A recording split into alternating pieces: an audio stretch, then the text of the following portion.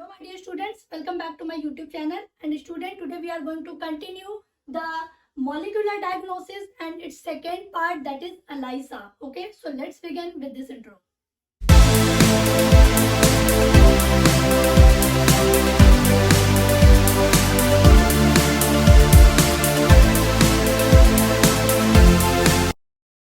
So student, चलिए देखते हैं कि ELISA क्या होता है. What about ELISA. इससे पहले की जो मॉलिक्यूलर डायग्नोसिस की जो फर्स्ट पार्ट है उसमें मैंने एक सिंपल आपको एक डिस्क्रिप्शन दिया है मॉलिक्यूलर डायग्नोसिस क्या होता है और कौन कौन से प्रोसेसेस उसमें हम फॉलो करते हैं.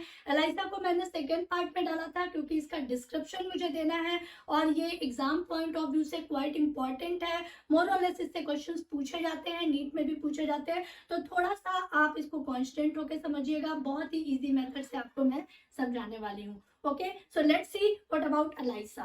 ELISA, it is a early detection process for specify any specific kind of disease. Okay, ये एक अर्ली डिटेक्शन की प्रोसेस है and it is a very specific and sensitive method to diagnose और specially it is diagnose for AIDS. Okay, AIDS को diagnose करने के लिए ELISA को यूज किया जाता है. ठीक है, एक अर्ली डिटेक्शन की प्रोसेस है और एड्स को आपको मालूम है कि एड्स क्या है. एड्स एक सेक्सुअली ट्रांसमिटेड डिजीज है जिसको स्पेशली डायग्नोज करने के लिए हम ELISA को फॉलो करते हैं. ठीक है, तो ELISA की फुल फॉर्म मैंने आपको बताई थी. It is a enzyme linked immunosorbent assay. Okay ना, एंजाइम लिंक्ड इम्यूनोसॉर्बेंट एसे. ठीक है, ELISA जो है student, it is a very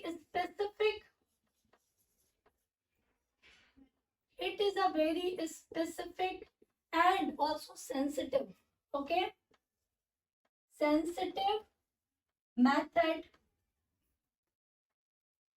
to diagnose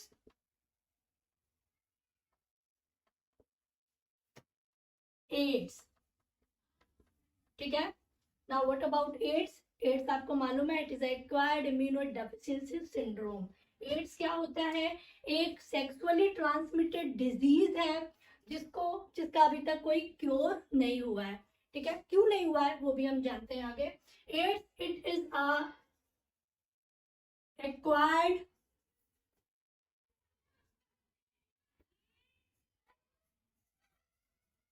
immunodeficiency syndrome. Okay, it is the acquired immunodeficiency syndrome.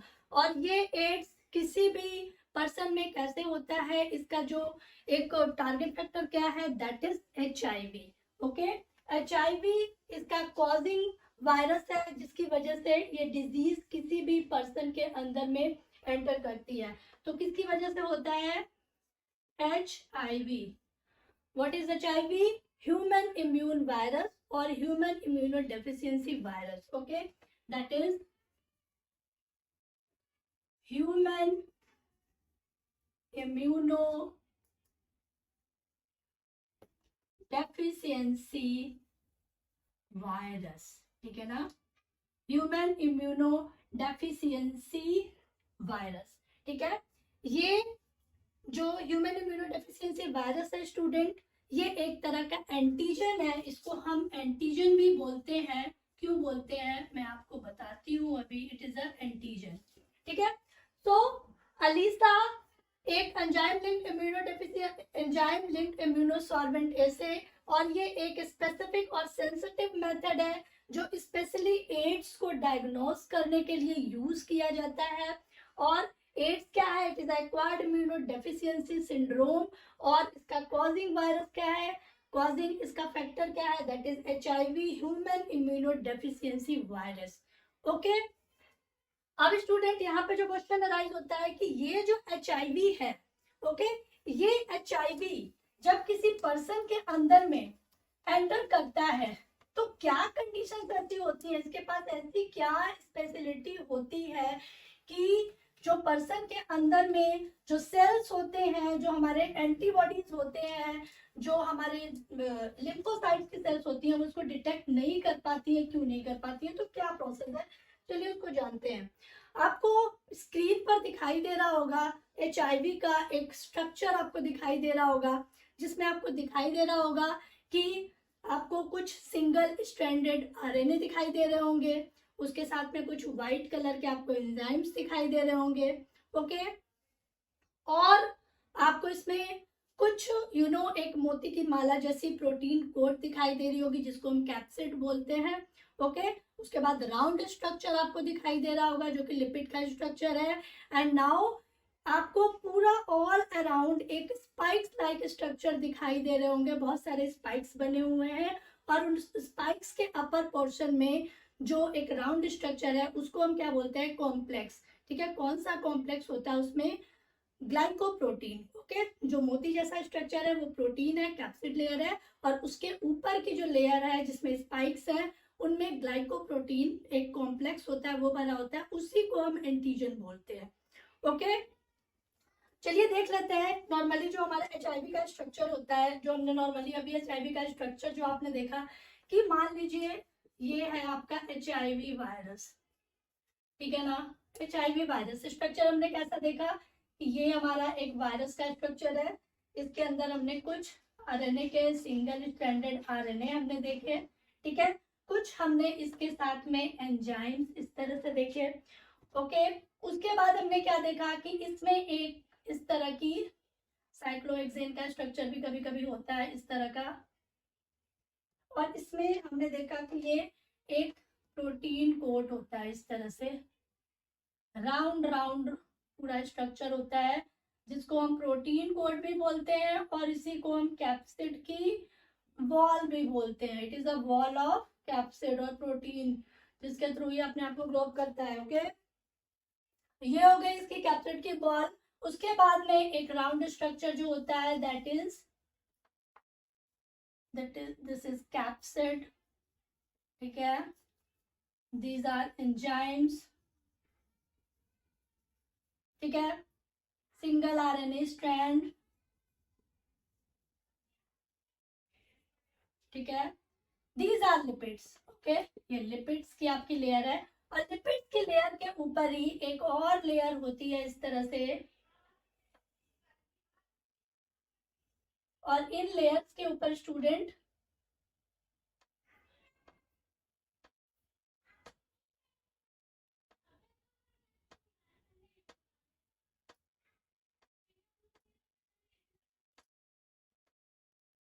In layer के ऊपर में जो कुछ इस तरह से स्पाइक जैसे स्ट्रक्चर निकले रहते हैं। ओके,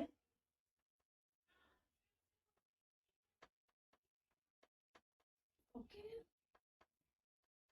जो भी आपने स्क्रीन पर स्ट्रक्चर देखा था, समथिंग लाइक एज दैट, इस तरह से ये जो स्ट्रक्चर है आपका, ये जो स्ट्रक्चर होता है student, these are a complex. कौन सा कॉम्प्लेक्स होता है, इट इज अ कॉम्प्लेक्स। कौन सा कॉम्प्लेक्स होता है, दैट इज ग्लाइकोप्रोटीन, ठीक है, ग्लाइकोप्रोटीन का कॉम्प्लेक्स होता है, और इसी को हम एंटीजन भी बोलते हैं।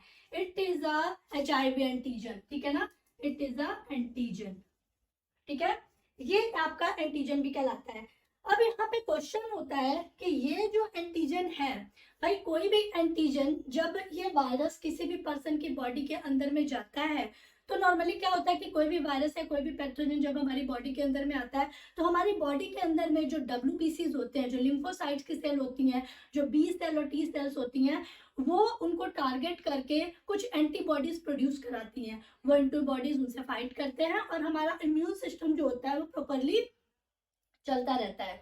बट अब चूंकि ये एक स्पेशल काइंड ऑफ वायरस है, भाई इसका अभी कोई जब इलाज ही नहीं है, तो जरूर कोई ना कोई स्पेशलिटी होगी। स्पेशलिटी क्या है कि इसके पास में ये जो एंटीजन्स होते हैं, जब ये किसी पर्सन के अंदर एंटर करता है, तो ये एंटीजन एक्चुअल में जो हमारे लिम्फोसाइट्स होते हैं, जो हमारे व्हाइट ब्लड सेल्स होते हैं, जो B सेल और T सेल्स होते हैं, उनको ये एंटीजन दिखाई नहीं देते।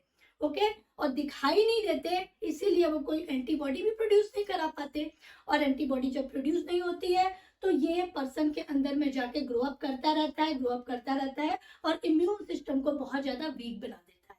ओके, जिस वजह से पर्सन की एक टाइम के बाद में डेथ होना जो है वो फिक्स होती है। ठीक है, तो अब यहाँ पे भाई ये क्यों नहीं दिखता है, ये जो इसका एक एंटीजन है, ये जो एंटीजन की लेयर है, ये क्यों नहीं दिखती है, तो उसका रीजन क्या है। अब चूंकि भाई ये HIV वायरस है, कुछ स्पेशलिटी होगी। स्पेशलिटी क्या है कि ये अपने एंटीजन को क्या करता है, हाइड कर लेता है। ठीक है ना, कुछ लेयर्स के थ्रू ये इसको हाइड कर लेता है अपने एंटीजन्स को। ठीक है, तो हम इसको एंटीजेनिक भी बोल सकते हैं। इट इज अ, ये एंटीजन्स हो गए और इसके ऊपर इसने अपनी इस लेयर को ढक लिया है, हाइड कर लिया है, तो मीन्स ये जो होगी आपकी नॉन एंटीजेनिक लेयर। ठीक है, एक नॉन एंटीजेनिक लेयर की वजह से इसको ये एंटीजन को क्या करता है, हाइड कर देता है। जब एंटीजन हाइड हो जाता है तो जो लिम्फोसाइट्स की सेल होती हैं वो उसको टारगेट नहीं कर पाती और एंटीबॉडीज नहीं बन पाती। ठीक है, तो ये एक रीजन है कि जो आपका ये जो RNA वायरस है, सॉरी ये जो आपका HIV वायरस है, ये किस तरह किसी पेशेंट के अंदर में एंटर करता है और क्यों कोई एंटीबॉडीज नहीं बन पाती। ठीक है, अब बात आती है कि भाई जब एंटीबॉडीज नहीं बन पा रही है, मींस हमारे जो लिम्फोसाइट्स की सेल है वो इसको टारगेट नहीं कर पा रहे हैं, रिकॉग्नाइज नहीं कर पा रहे हैं, तब हम क्या करेंगे, हम कैसे पता करेंगे कि उस पेशेंट के अंदर में HIV है या नहीं है, पेशेंट HIV पॉजिटिव है या नेगेटिव है। ओके, तो उसके लिए हम क्या यूज करेंगे स्टूडेंट, हम अलाइसा को यूज करेंगे। ओके, अलाइसा एक ऐसी प्रोसेस है जो कि इसी एंटीजन को फाइंड करने के लिए, डिटेक्ट करने के लिए फॉलो की जाती है। अब इसका एक पर्टिकुलर लेबोरेटरी मेथड है, वो क्या है उसको आप देख लीजिए ध्यान से। बहुत ही सिंपल वे से मैं आपको यहाँ पे समझाने वाली हूँ। ओके, देखिए अलाइसा जो होता है स्टूडेंट, लैब में इसको हम एक माइक्रोट्यूटर प्लेट के अंदर में इस प्रोसेस को फॉलो कराते हैं। जैसा कि आपको स्क्रीन पे दिखाई दे रहा होगा माइक्रोट्यूटर प्लेट कैसी होती है, आपने अपने केमिस्ट्री लैब में देखा होगा। केमिस्ट्री लैब में जैसे टेस्ट ट्यूब की स्टैंड्स होती है ना, कभी 5 की होती हैं तो कभी 10 की, कभी बड़ी भी होती है, बहुत सारे टेस्ट ट्यूब उसमें होल्ड रहते हैं। उसी तरह से एक माइक्रोट्यूटर प्लेट होती है, ठीक है, जो प्लास्टिक की होती है और एस्टिमेटेड उसमें 96 बेल्स होती है, 96 बेल्स उसमें बनी होती हैं। उसी प्लेट्स में इस प्रोसेस को फॉलो कराया जाता है लैब के अंदर में। कैसे फॉलो कराया जाता है उसको देखिए।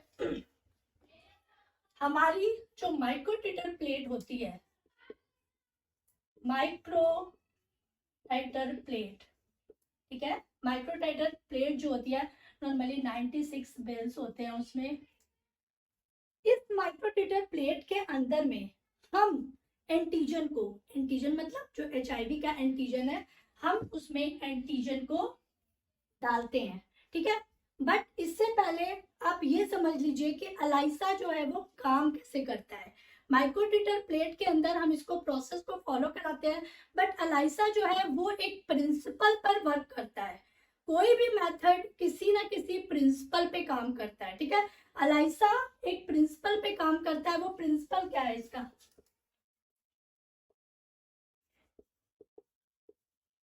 अलाइसा का प्रिंसिपल क्या है, एग्जाम पॉइंट ऑफ व्यू से इंपॉर्टेंट है, ध्यान से देखिएगा। जो हमारा एंटीजन होता है, ओके, प्लस एंटीबॉडी होती है, एंटीजन प्लस एंटीबॉडी मिलके एक कॉम्प्लेक्स बनाते हैं। This is the principle. ठीक है, अब ये कॉम्प्लेक्स क्या होगा, antigen antibody complex. It is a antigen antibody complex. और यहाँ पे एक चीज और, ये जो एंटीबॉडी होती है इसके साथ एक एंजाइम लिंक्ड होगा। ओके, इसके साथ में एक एंजाइम यहाँ पे लिंक्ड होगा। ठीक है, तो एंटीजन एक एंटीबॉडी के साथ में जब लिंक करता है, एंजाइम लिंक्ड एंटीबॉडी के साथ में जब ये मिलता है तो एक कॉम्प्लेक्स बनता है जिसे हम एंटीजन एंटीबॉडी, एंटीबॉडी जो एंजाइम लिंक्ड है, एंटीजन एंटीबॉडी कॉम्प्लेक्स कहते हैं। और इसे एंटीजन एंटीबॉडी इंटरेक्शन भी बोलते हैं।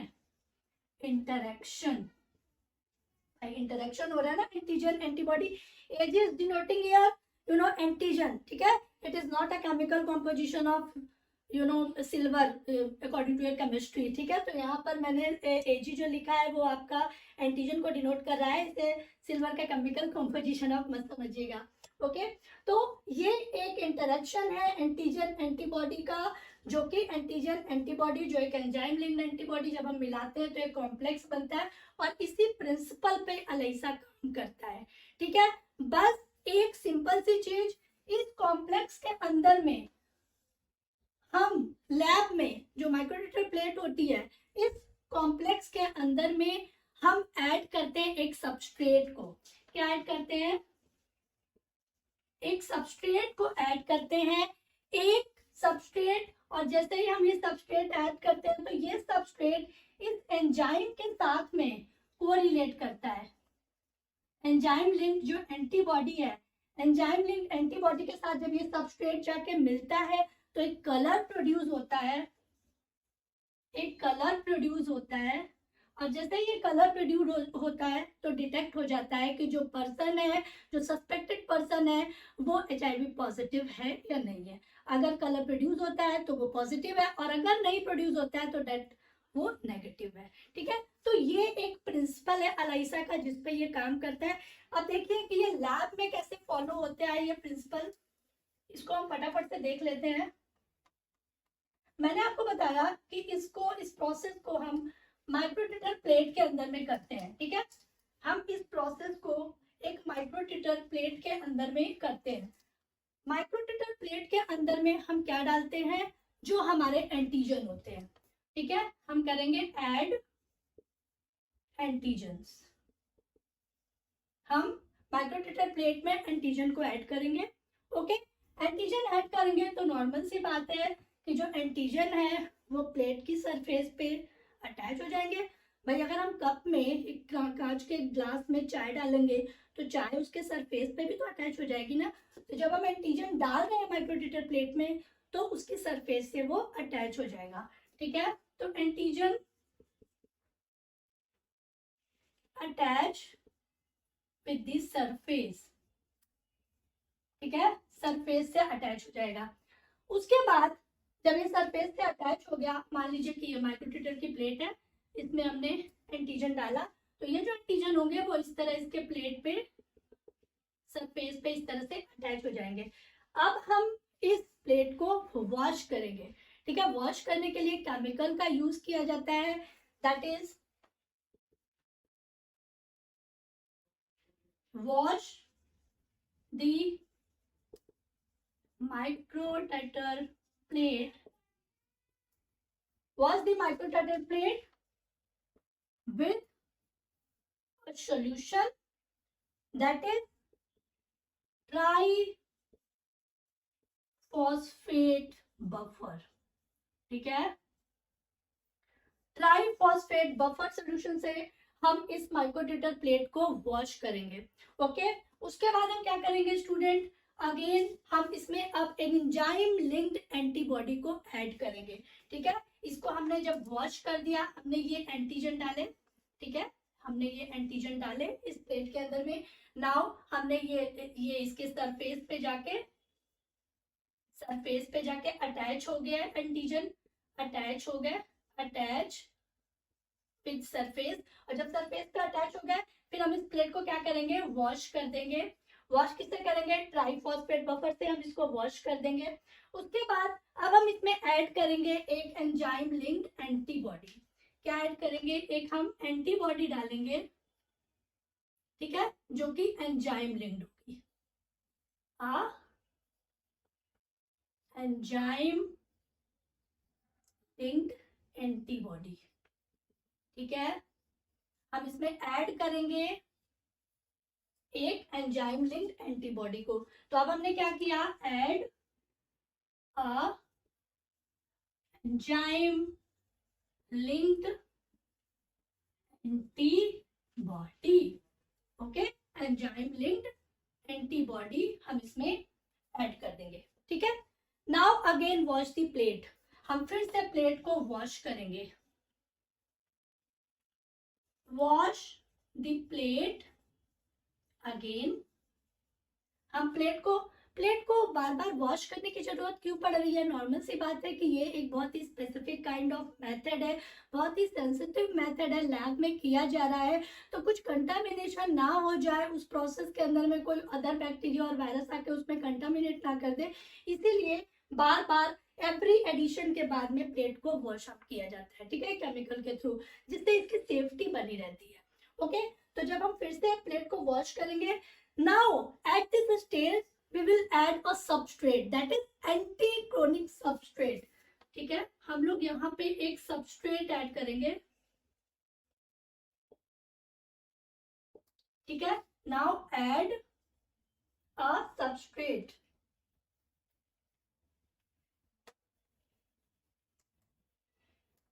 हम यहाँ पे एक substrate ऐड करेंगे जो कि क्रोमोजेनिक होगा, sorry chromogenic, it is a chromogenic substrate. अब हम इसमें एक क्रोमोजेनिक सबस्ट्रेट को ऐड करेंगे, और ये क्रोमोजेनिक सबस्ट्रेट जैसे ही हम इसमें ऐड करेंगे तो ये क्रोमोजेनिक सबस्ट्रेट इस एंजाइम के साथ में जाके मिक्सअप हो जाएगा। मींस ये जो क्रोमोजेनिक सबस्ट्रेट है, ये जो एंटीबॉडी, एंजाइम लिंक्ड एंटीबॉडी है, इसके एंजाइम के साथ में जैसे ही ये अटैच करेगा तो एक कलर प्रोड्यूस होगा। क्या प्रोड्यूस होगा? अ कलर प्रोड्यूस, वो कलर प्रोड्यूस होगा, और जैसे ही ये कलर प्रोड्यूस होगा स्टूडेंट, ये डिटेक्ट हो जाएगा कि जो पर्सन है वो पॉजिटिव है या नेगेटिव है। नॉर्मली एक येलो कलर प्रोड्यूस होता है, क्योंकि जो हम इसमें क्रोमोजेनिक सबस्ट्रेट डाल रहे हैं वो टीएमबी हो सकता है। टीएमबी का मीन्स आपका होगा टेट्रा, मैं लिख देती हूँ सबस्ट्रेट यहाँ पे, इसको मैं भी रफ कर रही हूँ।